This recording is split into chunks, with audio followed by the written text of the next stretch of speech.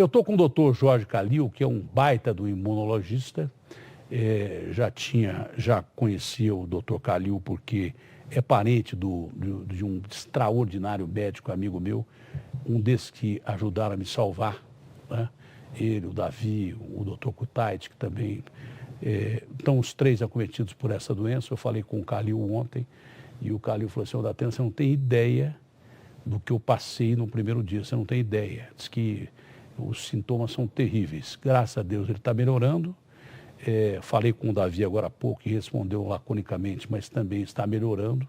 São amigos meus. E o doutor Jorge, além de um grande imunologista lá do INCOR, o doutor Jorge é parente do Calil, que é um dos meus salvadores, né? Eu fiz até uma brincadeira com o Calil um dia, viu? O doutor Jorge, não sei se ele falou para o senhor, eu falei assim: ô Calil, eu vou ligar para você e eu ia dizer que aqui, quem é que está falando? Eu falei, aqui é Lázaro, mas eu acho, Calil, que não daria certo eu ser o Lázaro, porque eu acho que você no papel de Jesus não ia ficar contente, você preferiu um pouco mais. E ele morreu de rir. Não, é isso mesmo, e a gente espera que ele se recupere. Mas eu queria, doutor, em primeiro lugar, boa tarde. O senhor é um mestre aí trabalhar com vacinas. Vamos falar em vacina. Eu sempre escutei, porque todo mundo está falando da hidroxicloroquina com azitromicina. Tem pelo menos 5 remédios que cientistas brasileiros, remédios que já existem. Segundo o ministro Marcos Pontes me falou, tem 5 remédios já isolados por brasileiros que poderiam dar um resultado parecido com o da hidroxicloroquina misturado com a azitromicina. 5 remédios.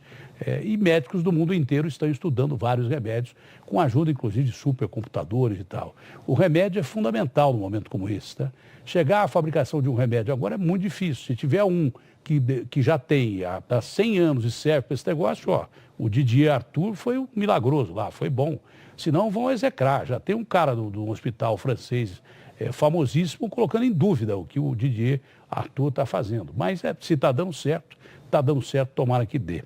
Mas tem uma pesquisa feita em Israel que fala de uma vacina. Essa reportagem saiu no Estadão, do jornal Estado de São Paulo, e eu não sei se o senhor chegou a ver essa matéria, doutor. Em primeiro lugar, prazerão falar com o senhor, que é primo de um grande amigo meu, que é o doutor Calil, que está lá internado, deve estar assistindo a gente.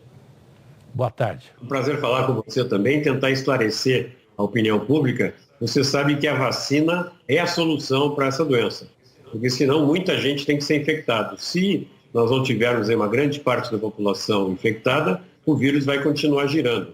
Mesmo que a gente consiga segurar essa pandemia agora, o vírus pode voltar como está voltando para a China. Então, a solução definitiva será a vacina. Teve uma jogadora brasileira, eu vi no site do Globo Esporte, que ela veio para o Brasil, por causa da família, e voltou para a China. Quando ela voltou para a China, falou: se eu soubesse que estava assim, desse jeito aqui na China, não teria voltado. Porque eles estão lá com o olho abertíssimo, né, com os equipamentos todos de proteção. Ela pensou que com a curva feita para baixo, com menos gente morrendo, com menos transmissão, quase nenhuma transmissão, ou mortes de dia para dia, transmissão lá dentro mesmo da China, eles estão esperando uma segunda onda, que é essa perspectiva que o doutor Calil acabou colocando. O que acontece, né?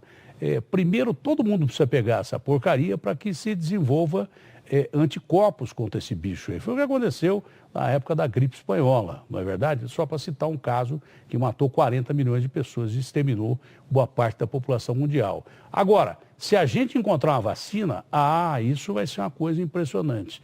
O tempo, me parece, eu não li a matéria do Estadão, pedi para fazer uma nota em cima da matéria do Estadão para que o senhor pudesse esclarecer. O tempo me parece muito curto para chegar numa vacina. Mas vai que dê certo, ou sei lá, se é possível dar certo ou não. Ficar eu falando besteira aqui não adianta nada. Eu só repito o que grandes pesquisadores falam. E o senhor é um deles. Vamos ver então essa reportagem feita no jornal Estado de São Paulo. Por favor, o Claudinho. Pesquisadores israelenses trabalham para desenvolver uma nova vacina contra a Covid-19. A equipe pretende iniciar os testes em humanos no dia 1º de junho. O grupo vem desenvolvendo há 4 anos uma vacina para o vírus da bronquite infecciosa das galinhas, que também é encontrado em fazões. A vacina para o novo coronavírus seria uma adaptação desta primeira pesquisa. Todo o trabalho foi financiado pelo Ministério de Ciência e Tecnologia de Israel, que em fevereiro já havia adiantado todas as aprovações necessárias para que o processo de finalização e comercialização da vacina seja facilitado. Segundo a pesquisa, o vírus encontrado nas galinhas carrega grande semelhança genética com o da Covid-19. A ideia é produzir a vacina nas próximas semanas para conseguir a aprovação de segurança em 90 dias. Ela será oral para torná-la acessível ao público geral. Doutor, a gente, se o pessoal não sabe, a gente é craque em desenvolver vacina. A gente trabalha muito bem nesse setor também. Nós temos pessoas como o senhor, cientistas de primeira qualidade, especialistas em desenvolvimento de vacina. Não precisa andar muito longe, não. Você vai aqui pertinho, tem o Butantan aqui do lado. Tem vários cientistas trabalhando, USP, daí por diante. Doutor, ouvindo essa reportagem, é possível você encontrar uma vacina já ou é um milagre encontrar uma vacina nesse pouco período em que a gente conhece o Covid-19, o coronavírus? É possível ou o senhor acha que essa notícia não procede e vai demorar no mínimo 1 ano para se encontrar uma vacina ou mais? Veja, Datena, o que significa encontrar a vacina? Encontrar a vacina pode ser porque em animais deu resultados excepcionais, pode ser porque quando começou não é tóxica, começou a testar em humanos, não é tóxica também, testa mais um pouquinho, produz anticorpos, mas para que a gente tenha realmente uma vacina testada e que seja distribuída, demora um tempo, não tem jeito. E depois que isso acontecer, tem que escalonar, tem que produzir em grande quantidade para distribuir. Tem muita gente no mundo que já começou a fazer testes em humanos, o que eu acho excepcional. Tomara que um deles chegue o mais rapidamente possível. E eram pessoas que já estavam trabalhando com algum tipo de coronavírus ou que já tinham uma plataforma de desenvolvimento. Existe uma intenção mundial de equipar os cientistas para que tenham uma resposta rápida quando existe uma pandemia dessas. Existe uma coalizão dos Estados europeus com grandes fundações como Wellcome Trust e Bill e Melinda Gates, chamada CEPI, que foi feita para que no mundo todo nós pudéssemos responder rapidamente. Veja, não dá para saber pelos informes que tem de notícias de jornais a que ponto que realmente eles estão e quão próximos eles estariam, se for testado em humanos, na produção em larga escala. Tomara que seja verdade, tem muita gente que aproveita esse momento para propor coisas que às vezes não sejam factíveis. O que é importante é que muita gente, muito cientista de grande qualidade na comunidade científica mundial está trabalhando seriamente e existe muita colaboração internacional para que a gente possa chegar mais rápido. Eu mesmo há pouco tempo estava falando com pesquisadores de Nova York, pesquisadores da Colômbia, que são muito competentes, para ver como é que a gente pode se ajudar para ir mais rápido. Tomara que seja verdade, mas eu não acredito que nós tenhamos nada antes do ano que vem.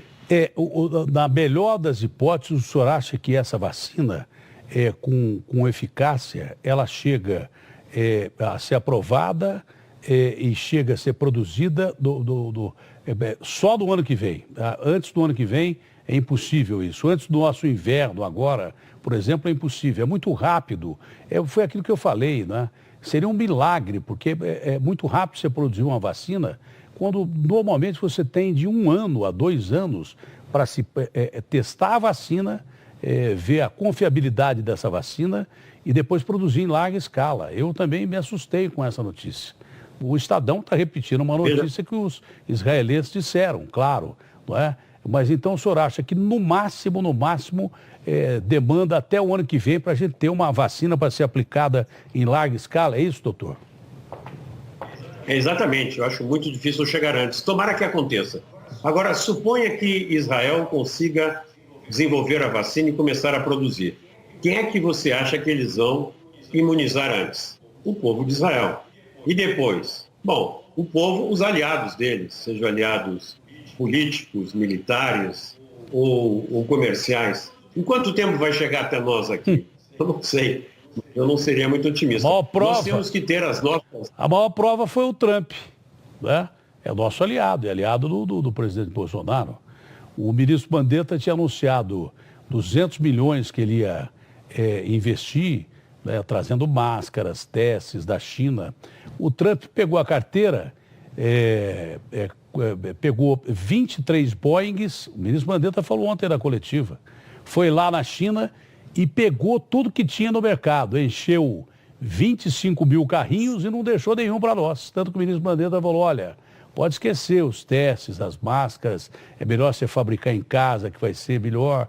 Claro que se Israel descobrir a vacina, o primeiro que vai receber essa vacina, os primeiros aliados a receberem, serão os Estados Unidos. Isso é uma coisa clara. E vai demorar muito para chegar na gente aqui. Com certeza vai demorar. O senhor ia completando, eu interrompi. Desculpe, não, eu só queria dizer que é muito importante que a gente consiga fazer os nossos desenvolvimentos e darmos prioridades a nós mesmos. Como é que nós estamos nesse aspecto?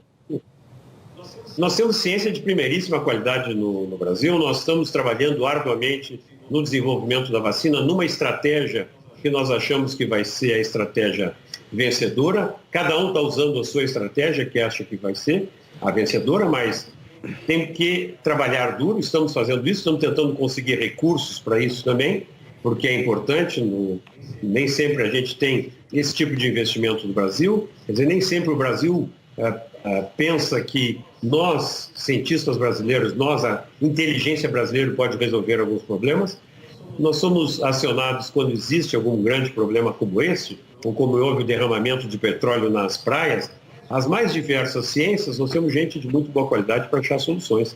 Nós temos que poder investir e esperar essas soluções nossas e também no exterior, porque isso depende muito de colaboração internacional. Estamos trabalhando duro. Engasguei com o café aqui. Ontem eu estava entrevistando o Bolsonaro tossiu. Como na primeira vez que ele estava dando entrevista para mim, tossiu, eu perguntei, presidente, o senhor está tossindo aí? Ele já respondeu bem atravessado. E ontem ele tossiu, eu fiquei quieto, fiquei na minha. Ele tossiu a segunda vez, eu fiquei na minha. Eu agora tomei o café aqui, engasguei, tossiu, os caras já vieram uns 15 para me tirar aqui do estúdio. Mas foi por causa do café. Aliás, esse café tá ruim pra caramba, mas é o melhor que tem hoje em dia, né? Fazer o quê? E tá gelado. O Marcelinho, vê se pega um café melhor. Se eu engasgar de novo, os caras me tiram do estúdio. O senhor disse uma coisa que eu prestei atenção e que eu acho que é importante. Esse coronavírus não é novo. O que é novo é o 19 aí, falando grosso modo. Ele é de uma família que já existe o Corona 1, 2, 3. Existe uma série aí de coronas. Não sei se 7 ou sei lá o quê, ou se é pelo número, não sei. Mas se ele é de uma família que já tem proteção contra essa família, você tem que ver onde ele mudou, onde ele teve essa mutação para fabricar a vacina. Deve ser isso. Eu não sou cientista, não sou gênio, eu sou apenas um jornalista até muito burrão. Mas deve ser isso. Se você atacar a mutação do Corona 1 para o Corona 2, para o Corona 3, se você vê onde é que esse bicho mudou e que tinha vacina para esses outros aqui de trás ou tinha proteção contra esses outros aqui de trás e não tem esse aqui, pode ser que seja um caminho, um atalho para você seguir. Agora, também tem um detalhe, né? O problema desse vírus em relação aos outros é que ele se dissemina com muita facilidade e parece que a sobrevivência também dele em determinadas temperaturas e superfícies ela é maior. É mais ou menos isso, doutor? Eu falei muita bobagem durante pouco tempo assim.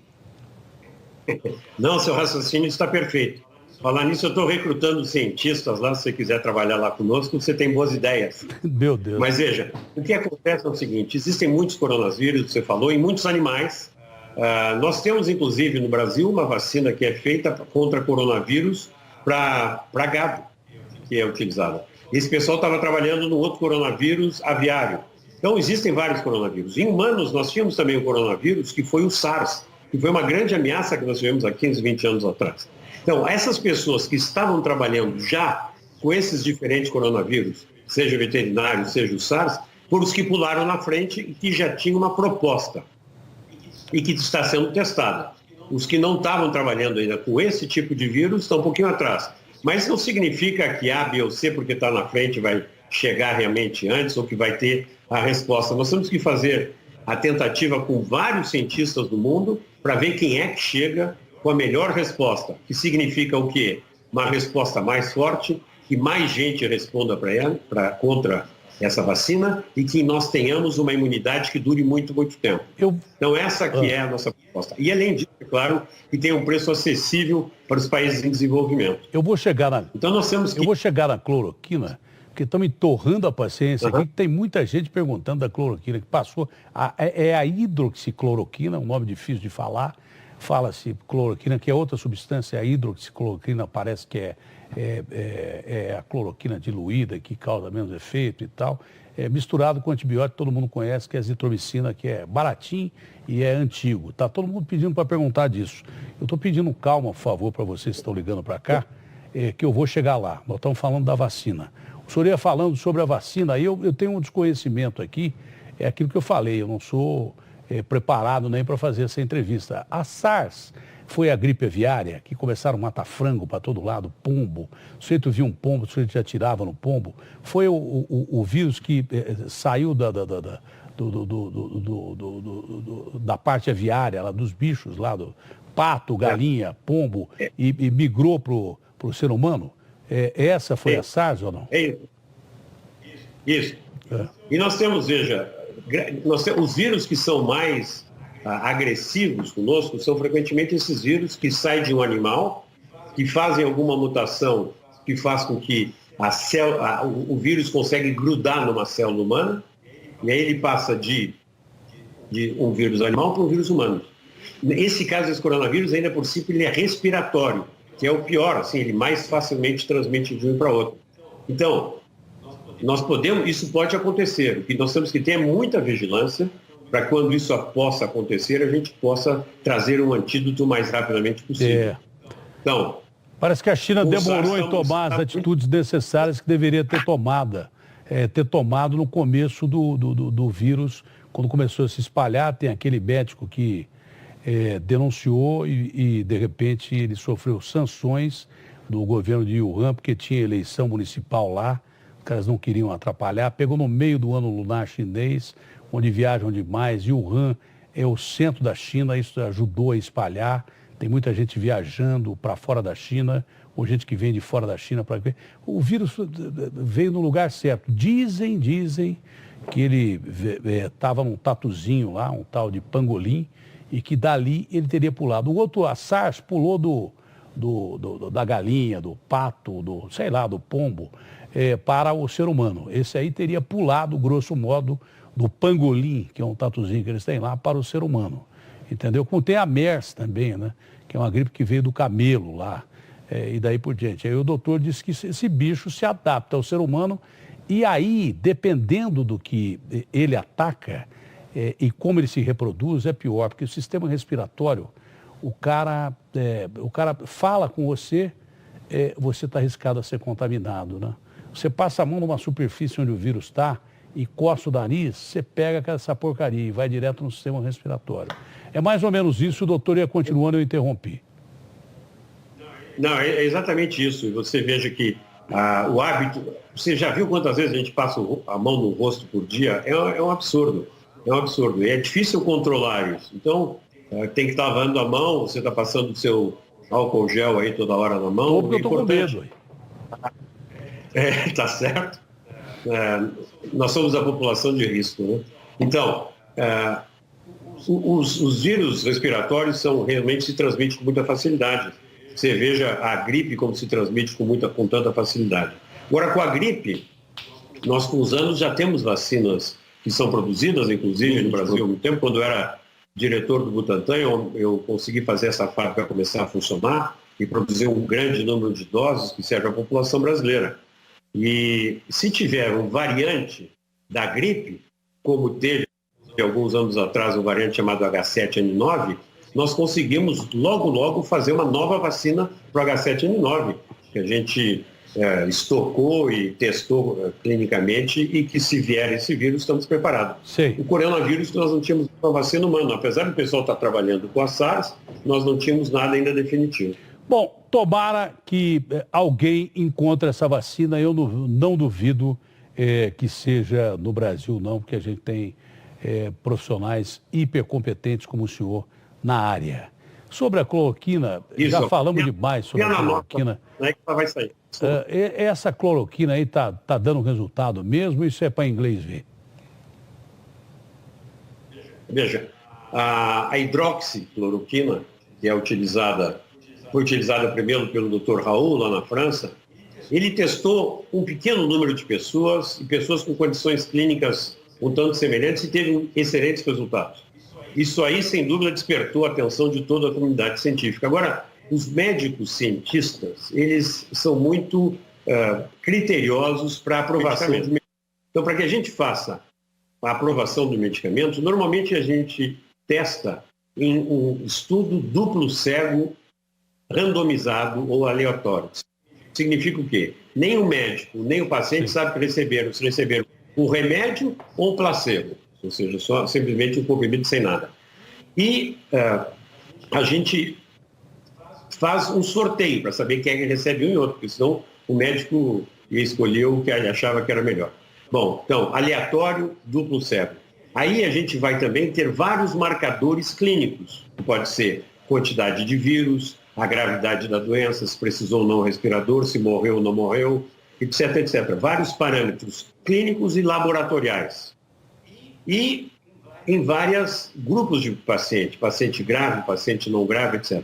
Aí, com isso, a gente consegue ter uma boa definição e, com clareza, saber se o medicamento funciona contra o vírus.